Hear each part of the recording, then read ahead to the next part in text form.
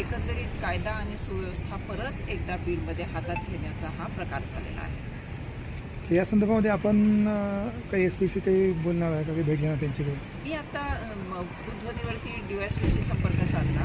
ते आता उपलब्ध नसल्यामुळे मी त्यांच्याशी बोलले आणि मी त्यांना हेही लक्षात आणून दिले की या कुटुंबावरती दबाव येतो आहे. त्यामुळे FIRमध्ये जी नावं आहेत त्या नावामध्ये कसल्याही प्रकारचा बदल होता कामा नये.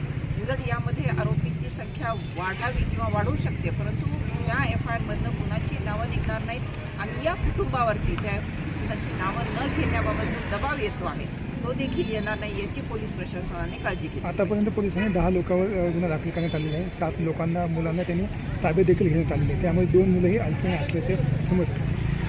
अगदी बरोबर आहे आणि माझं हेच म्हणणं आहे की जर अल्पवयीन असतील आणि ते कायदा हातात घेत असतील तर मग इथे परत एकदा या पोलीस प्रशासनाचा कुणावरतीही धाक उरलेला नाही. ही बाब पुन्हा पुन्हा अधोरेखित होते आहे आणि ही पुरोगामी महाराष्ट्राला अजिबात सोडणारी नाही. आपण काय मागणी करणार आहोत? आपली हीच मागणी आहे की या प्रकरणाचा कठोर तपास व्हावा, जलद गतीने तपास व्हावा आणि निपक्ष तपास झाला पाहिजे.